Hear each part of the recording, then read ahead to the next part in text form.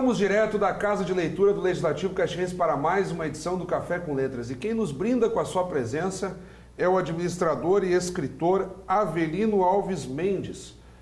O senhor Avelino que nos traz aqui a obra Ruas de Caxias do Sul, Biografias e Histórias, essa obra recém-lançada aqui no nosso município. Senhor Avelino, é uma honra tê-lo conosco. O prazer é todo meu estar aqui para poder divulgar o meu trabalho. O senhor traz aqui, isso aqui é praticamente um almanaque que nós temos aqui, 114 ruas devidamente catalogadas com significado etimológico, a biografia do personagem que dá nome à rua. Então o senhor teve um cuidado extremamente forte no sentido de detalhar e propor uma obra inédita, ainda que haja alguns esforços nesse sentido aqui no município. O senhor vem com um detalhamento mais preciso do que, digamos assim, a literatura dedicada à nomenclatura de ruas vinha praticando aqui em Caxias do Sul. Como é que foi a inspiração para fazer esse trabalho? Quanto tempo o senhor levou de pesquisa? Olha, a inspiração foi um colega meu, um amigo meu, que me fez um desafio sobre uma rua de Caxias do Sul. E ali eu comecei a me interessar já em cima disso e foi ampliando, né, cada vez mais o espaço. Foi um trabalho de 15 anos, que em cima disso ali, em cima desse desafio, eu comecei a pesquisar em vários lugares, várias fontes, e eu sempre fui crescendo, né? Fui aprendendo mais, descobrindo mais ruas, tendo mais facilidade de descobrir outras ruas, de pesquisar melhor. Um trabalho de 15 anos, um trabalho muito sério, que eu acho que Caxias merece um tipo de trabalho assim. Para que as pessoas entendam, o livro ele está organizado em duas partes. Até a página 70, mais ou menos, nós temos personagens regionais do nosso estado e do país que, de uma forma ou de outra, influenciaram no contexto caxiense, que fazem parte dessa história. Depois da página 70 em diante, entram nomenclaturas especificamente de Caxias do Sul, que por um motivo ou outro deram uma outra configuração para o nosso cenário local. E eu gostaria de começar provocando o senhor, aqui um nome bastante caro para a nossa história de Caxias do Sul, que é a dona Luídia Carolina Zanrosso Eberle, que deu então a nomenclatura Rua Dídia Bandeira, no bairro Planalto. Dídia que foi o apelido dela, e a dona Dídia Bandeira foi nada mais nada menos que mãe de Abramo Eberle, o pai da indústria de Caxias do Sul, que, digamos assim, deu aquele início para a vocação industrial caxiense. E para que as pessoas entendam o seu processo de catalogação, aqui nós temos Rua Dídia Bandeira, bairro Planalto, Luídia Carolina Zanrosso Eberle, como eu citei antes, a data de nascimento 2 de junho de 1854, em Vicenza, na Itália, e morte 21 de março de 1918 em Caxias do Sul. E aí o senhor faz a etimologia aqui, ó, Eberle, palavra que provém do germânico Eber, que significa javali, e foi italianizada. Depois, uma breve referência, quem foi Dídia Bandeira, funileira. E aí o senhor faz todo um repertório aqui e cita no decorrer do texto o Abramo Eberle, grande figura da indústria caxiense, da origem a própria metalúrgica Abramo Eberle. E sempre ao término do verbete, desse relato, as fontes consultadas, devidamente listadas aqui no livro. E é nesse tom que o livro segue nessas... Nós temos aqui mais de 270 páginas. Exato. Então, como é que é a inspiração de navegar nessa história? Eu cito aqui a Dídia Bandeira, uma personagem bastante cara para o contexto caxiense. Imagina as pessoas, então, deparando, ou que tem uma dúvida, mas quem realmente foi essa pessoa, onde é que ela nasceu? O sujeito olha no seu livro e tem todos os detalhes. Esse trabalho, eu acho que ele foi muito importante, porque tem que ser uma pesquisa, como uma garimpagem muito grande para te chegar. Como tu falou da Dídia Bandeira, ela teve muita influência em Caxias, porque ela foi a primeira mulher em 1800 e pouco, não lembro bem a data, mas ela que começou a trabalhar. Na época que a mulher não tinha permissão de trabalho. Então ela assumiu uma funilaria. O Abramo Eberle, na época ele tinha 6 anos quando eles vieram para Caxias, e ele não quis trabalhar com o pai na agricultura. E foi trabalhar com a Dídia Bandeira na funilaria. Olha aí. E quando ele tinha 16 anos, ela resolveu passar a funilaria para ele, foi o surgimento da metalúrgica Abramo Eberle. Só que então, a história da metalúrgica Abramo Eberle não consta a partir dos 10 anos que a Gígia Bandeira teve, como era com uma mulher, então não consta. Mas ela teve muita influência porque foi ela a responsável pelo Abramo Eberle se interessar pela metalurgia. E assim como a Gígia Bandeira, todas essas outras duas foram um trabalho muito sério, uma pesquisa muito grande, várias fontes consultadas para te chegar a uma conclusão, para poder escrever sobre o livro. Eu vou pedir que no decorrer da entrevista nossa produção vá pegando algumas das páginas que nós tratamos aqui. Outra que eu deixei propositadamente marcada é a Rua Deputado Nadir Rossetti, no bairro São Cristóvão. Nadir Rossetti, que dá nome também ao plenário aqui da Câmara, a Sala das Sessões, deputado Nadir Rossetti, que foi o primeiro vereador a fazer o caminho direto digamos assim, da Câmara de Caxias para Brasília. Ele se tornou deputado federal. E aqui está, ó, ele... ao término do mandato dele, no início dos anos 60, ele se elegeu deputado federal, como eu vinha dizendo aqui. Então é outro personagem bastante importante que o senhor dá conta aqui, né? É verdade. Nadir Rossetti, ele teve muita importância em Caxias. Ele, como deputado, ele foi vereador, ele teve vários projetos como vereador, e como tu colocaste, ele passou direto de vereador para deputado federal. Se elegeu deputado federal. Aí no término do mandato, ali na primeira metade dos anos 60, ele faz então esse caminho de Caxias do Sul direto para Brasília. Inclusive, como deputado federal, ele tem vários projetos muito importantes. Então, o Caxias resolveu homenageá-lo também por isso, porque foi uma pessoa caxiense, que ele teve influência como vereador, teve muita influência como deputado federal, mesmo que depois ele foi cassado, né? Mas mesmo assim a influência política, a influência econômica para Caxias foi muito grande. Porque ele, como representante de Caxias em Brasília, ele sempre lutou em favor de Caxias. Ele sempre tentou os projetos dele, o beneficiar Caxias. Mesmo que estivesse lá, ele achava muito importante lutar pela cidade que ele morava. E num período que nós estávamos vivenciando o golpe militar de 64 e uma reviravolta no cenário político brasileiro. Né? Então, mas por isso mesmo, ele foi uma pessoa que teve muita influência, por isso a homenagem dele e por isso também que eu escolhi para botar no meu livro, porque eu acho que pessoas que, independente da segunda parte, que diz que eles nasceram em Caxias ou se vieram de outros estados, de outros países, mas que tiveram influência com Caxias.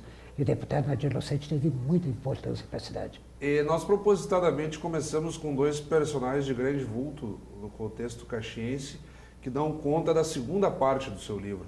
E eu gostaria que o senhor tratasse da primeira. Já que começamos pela segunda, agora vamos à primeira, que são aqueles nomes que extrapolam o contexto caxiense, mas pela influência em âmbito estadual, em âmbito nacional, evidentemente que ganharam também nomes de ruas e avenidas em Caxias do Sul, e o senhor também contempla, como por exemplo a Avenida Júlio de Castilhos. Júlio de Castilhos, ex-presidente da província do Rio Grande do Sul, grande patriarca da República, que trouxe todo um contexto para o nosso cenário regional. Aí nós pegamos os primeiros governos republicanos, os primeiros frigoríficos, o desenvolvimento da própria indústria. Como é que foi também visitar esses grandes nomes, como por exemplo o próprio Júlio de Castilhos, Borges de Medeiros e por aí afora? Por exemplo, Júlio de Castilhos é um nome muito conhecido, como você mesmo colocaste. Ele foi governador, ele foi várias vezes governador, ele teve uma vez foi cassado, depois terminou voltando. Mas o Júlio de Castilhos também teve uma influência muito grande em Caxias, que poucas pessoas falam, não sei se falam ou se sabe, por exemplo. Caxias do Sul era conhecida como a pérola das colônias. Claro. E quem denominou esse título para Caxias foi o Júlio de Castilhos. Na época ele teve em Caxias em 1902. E Caxias ainda não era considerada cidade, porque ela foi elevada mesmo à cidade em 1910. E quando ele veio em Caxias, ele viu uma cidade, uma colônia muito próspera, que tinha mais ou menos 20 empresas dentro de Caxias naquele período. E ele disse, é uma colônia muito próspera, uma pérola, né? E terminaram adotando o nome de Caxias, como Pérola das Colônias, em homenagem ao que ele fez. Então, independente do cargo político, ele também teve influência em Caxias. Claro, e é um termo conhecido até hoje, né? É um termo conhecido, só que a maioria das pessoas não sabe quem foi que batizou Caxias como a Pérola das Cores. E foi Júlio de Castilhos. E as peculiaridades o senhor traz aqui ao longo da sua revisão. Uma outra pessoa que eu acho que também tem muita importância, que poucas pessoas conhecem, por exemplo, é Coronel Flores. Tem a rua Coronel Flores, tu passa para Coronel Flores. Mas quem foi essa pessoa? Claro. O nome dele é Tomás Thompson Flores. Inclusive tem o Travessão Thompson Flores em Caxias, que é homenagem à mesma pessoa. Agora, Coronel Flores, ele morreu na Guerra dos Canudos, na Bahia. Mas em 1894, houve uma revolta em Caxias, muito grande, que os revoltosos, a comando de Belisário Batista de Oliveira, tomaram o poder. E o governo do estado mandou o Coronel Flores para Caxias, para tentar apaziguar. E ele, com todas as dificuldades, como ele era estrategista militar, ele foi impedido, em vários momentos tentaram impedir ele vir para Caxias. Mas como estrategista militar, ele veio para Caxias. E quando chegou em Caxias, ele conversou com os revoltosos, sem derramamento de sangue nenhum, e trouxe a paz de volta para Caxias, e os revoltosos foram embora. Só com conversas, sem derramamento de sangue. Então, tu vê, uma pessoa, um estrategista militar de muita influência.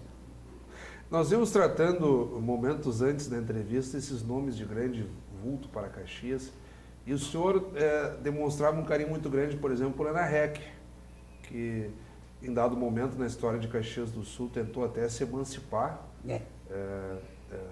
de Caxias mesmo, mas acabou depois o movimento arrefecendo e Ana Heck continua pertencendo a Caxias do Sul. E aí nós temos ali grandes regiões de bacias, as barragens, Exato. que dão todo o abastecimento de água, indústrias concentradas ali. Então, Ana Heck principalmente responde com uma forma bastante forte do ponto de vista econômico, e Caxias sem Ana Heck enfrentaria grandes dificuldades, não seria a potência que ainda é no cenário gaúcho, no cenário brasileiro. É verdade. Que peculiaridade o senhor descobriu a respeito de Ana Heck? Ana Heck, ela morava na Itália, era uma pessoa muito pobre, e ela ficou viúva com 47 anos. E naquela época de 1800, 1800 e pouco, eu não vou te dizer a data exata para não Ok, mas falhar, enfim. mas a mulher não tinha força. Então, sabe que a mulher começou a votar no Brasil em 1930. Então, em 1800, ali ela não tinha muita força. E ela ficou viúva, ela tinha 7 filhos e ela tinha um filho deficiente. E na época de 1800 ali, o filho deficiente era um problema para as famílias. E aí, normalmente mandavam matar o filho deficiente. E a Ana Heck enfrentou a todos e a todos, e ela assumiu o filho deficiente dela, e sem problema nenhum. E ela disse que era filho dela, ela ia assumir, e ninguém ia matar o filho dela, né? Então, quando ela ficou viúva, ela queria vir para o Brasil. E eles não queriam deixar ela vir, porque era uma mulher sozinha com 7 filhos e um deficiente. Claro. E ela ameaçou se jogar no mar. E quando a pessoa do navio, as autoridades viram que ela ia se jogar no mar, permitiram que ela viesse embora. E terminou vindo para Caxias, e aqui a localidade de Ana Heck, que não era esse nome, e ela começou a trabalhar. Ela trabalhava de parteira para manter o sustento dos filhos e pensou em colocar uma pensão. Só que de início a pensão, como era uma mulher, ela era dificuldade para ela, porque era a ligação de Caxias com a zona de São Francisco, né? Zona de cima da serra. E o gaúcho ainda não aceitava muito a mulher. Só que ela começou a se destacar, começou a trabalhar, o pessoal começaram a ver o interesse dela, que era uma pessoa séria. Então, os próprios pessoal de cima da serra começaram a dar apoio. E ela tinha, então, na pensão dela, ela tinha uma pousada. Então, o pessoal de cima da serra, de São Francisco principalmente, em vez de vir para Caxias, depois eles começaram a combinar com as pessoas para se encontrar na pensão de Ana Heck. Eles diziam, nos encontramos em Ana Heck. E então daí ela começou a ter o apoio e foi onde que terminou denominando o local de Ana Heck. Porque só que ela também teve uma outra peculiaridade. Naquela época que ela tinha pensão, botaram uma criança negra na porta da casa dela. E também, além do deficiente, um negro também não era permitido para um branco cuidar naquela época. E ela se revoltou contra todos e contra todos e adotou a criança negra e criou como filho dela normalmente. Então, veio uma peculiaridade, uma pessoa que enfrentou todos os preconceitos para poder cuidar dessas crianças que não eram filho dela. E nessa pesquisa, nós estamos aqui tratando de nomes de maior vulto, mas que personagens que eventualmente prestaram seu nome a próprios municipais, domicílios, que talvez não sejam tão conhecidos, mas o senhor ali na pesquisa percebeu o seguinte: pô, mas que história bacana, que dado exemplar que tem para passar para a nossa população, que daqui a pouco as pessoas passam por ali, leem o nome na placa, não dão maior importância, mas lendo o seu livro podem descobrir, para aí, aquele nome que está ali, essa pessoa fez esse feito, então ela também merece reconhecimento. Eu tenho vários nomes que pode citar, mas tem um outro nome que eu vou te citar também, que é da segunda parte, é o Angelo Giusti. Angelo Giusti, ele era um italiano que ele veio para o Brasil praticamente sem estudo nenhum. Claro. Quando ele começou a estudar, ele era muito pobre, ele ficava do lado de fora da sala de aula para estudar, porque acompanhar as aulas. E ele foi indo e foi estudando, foi aprendendo do lado de fora, e ele começou a escrever, e na comunidade que ele morava não tinha ninguém que sabia escrever. Então, como ele se alfabetizou do lado de fora da sala de aula, ele começava a escrever carta para as outras pessoas, que eles queriam escrever para as famílias, para os parentes da comunidade dele, que era em Flores da Cunha, interior de Flores da Cunha, naquela época pertencia a Caxias do Sul. Então, como ele se alfabetizou, ele escrevia carta para os outros. E nisso ele começou a escrever poesias, escrever várias, não só poesia, mas contos, começou a escrever várias coisas. Músicas de letras, escreveu muitas músicas de letras. E tem a música de uma letra que ele escreveu, que hoje é de domínio nacional e estadual, que todo mundo conhece como de domínio, mas não sabe a autoria dele. Uma música muito importante para a região italiana, América, América. É a autoria de Angelo Giusti.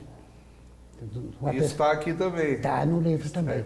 Inclusive, quando o Germano Rigoto era governador do estado, ele decretou a música América, América como o hino da colonização italiana. Só que o autor da música América, América é Angelo Giusti. Olha aí, mais uma peculiaridade interessante aí, que alguns podem saber, mas nem todos conhecem todos esses aspectos que o senhor traz. A sua pesquisa ela não se reduz ao que está no livro. Nós sabemos que o senhor tem uma série, centenas de outros nomes de ruas caxienses catalogadas e que, bastando mais uma revisão, uma correção, o senhor poderá ainda editar novamente em livro. O livro que nós estamos tratando aqui recentemente foi lançado. O senhor já prepara edições subsequentes aí para os próximos meses, os próximos anos? Olha, esse é um fato para pensar, né? Porque claro. Eu tenho bibliografia suficiente para mais livros, né? Como eu havia colocado nos bastidores para ti, eu tenho mais ou menos umas 500 biografias prontas. Claro. E lógico que deve ter mais ou menos isso também que eu não considero pronta, que são poucas informações que ainda não tenho complementada. Claro. Mas se for biografias completas, devo ter mais ou menos umas 500 além disso. Porque aqui o senhor traz personagens, em sua maior parte, de grande vulto, né? Nós citamos Júlio de Castilhos, Dídia Bandeira, Narrec e por aí afora. Mas também seria uma curiosidade interessante, dependendo da forma com que o senhor vier a trabalhar, de chamar a atenção para esses personagens mais desconhecidos também, né? Exato. Tem muitas personalidades aqui que tem do livro que já não são tantos, né? Então, como é o primeiro livro, a primeira parte eu me apeguei mais às ruas centrais, né? Então, lógico que não tem todas as ruas centrais, porque tem algumas que eu não tenho informações completas como para colocar. Mas tem muitas pessoas que tiveram muita influência em Caxias, que não está no livro, que foram, por exemplo, empresários, foram professores, que tiveram muita influência. Então, tem possibilidade sim, de sair um novo livro. Isso é uma crítica que geralmente as pessoas fazem relativo à nomenclatura de ruas, a denominar ruas e pontos públicos, mas que tem uma utilidade, quando as pessoas sabem o nome, a própria história, há uma identificação muito forte, então não há como o Legislativo deixar de cumprir essa função de denominar os domicílios. E a propósito disso, nós temos uma possibilidade de consulta pelo site da Câmara, pelo www.câmaracaxias.rs.gov.br. Lá nós temos os portais também no Centro de Memória, e o cidadão comum ele pode fazer essas pesquisas pelo Centro de Memória ou também pelo nosso programa de processo legislativo, que está lá disponível, por palavras-chave, daqui a pouco descobrir determinado nome. Então há a possibilidade também do cidadão comum, pelo site da Câmara, participar um pouco do que o senhor fez aqui de forma ampla, fazer também suas pesquisas e ficar a par. E na medida que as ruas vão sendo denominadas, a Câmara também disponibiliza no seu site. Eu quero lhe agradecer imensamente, senhor Avelino, e fica um espaço aí para que o senhor toque num ponto que não tratamos até aqui e faça suas considerações, digamos assim. Eu que tenho que agradecer a oportunidade de poder divulgar o livro, porque é um trabalho de garimpagem muito grande, de 15 anos, como eu coloquei. Eu sei que a Câmara também tem as informações, que eu acho que é muito interessante, Claro. mas sabe que tem muitas pessoas, uma das formas que eu tentei colocar no livro, que tem muitas pessoas que têm restrições a pesquisas em internet. Ah, claro. Então, com o livro em mãos, é mais fácil. Então, tem isso também, infelizmente claro. tem, né? Tem pessoas que têm. O livro em mãos é mais fácil. E a propósito disso, nós não citamos, o seu livro vem com um prefácio assinado pelo vereador Flávio Cassina, que foi presidente em 2015 do Legislativo Caxiense, e ali o vereador Cassina também faz uma revisão das legislações que disciplinam as nomenclaturas de ruas, e uma das mais recentes é assinada por ele, na verdade ali o vereador Cassina tenta chamar atenção para critérios que flexibilizem a nomenclatura. Daqui a pouco o sujeito usar um apelido, não precisar colocar o nome completo. Há alguns critérios que facilitam, digamos assim, a hora de dispor até o nome na placa da rua. É verdade. Eu acho que o vereador Cassina, esse prefácio que ele fez para mim, eu acho que teve muito a ver com todo o meu trabalho, porque ele, inclusive... Chamou atenção para o contexto legislativo, né? Ele trouxe o contexto legislativo, então ele leu o livro antes até eu mandei para ele leu. E ele me disse mesmo que o livro é muito importante, eu vou fazer um prefácio de acordo também. Então, claro, acho isso muito importante, porque eu trago a história, e ele traz as leis, as normas de formação do livro.